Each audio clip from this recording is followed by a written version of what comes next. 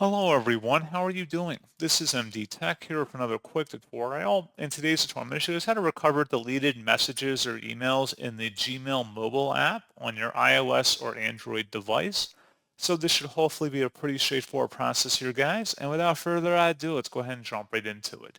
So all you have to do is select the hamburger icon up at the top left, and then you want to go down and select the item that says trash. If you want to restore any emails in here, just select the email from the list, and then you can select the little icon up at the top, the little three-dotted icon that says Move To when you hover over it, and you can select Primary to move it back to your inbox. So again, the three-dotted icon, select that, and then select Move To, and then you would select Primary, and then move it back to your inbox. So pretty straightforward process on that, guys. And as always, thank you for watching. I do hope that I was able to help you out, and I do look forward to catching you all in the next tutorial. Goodbye.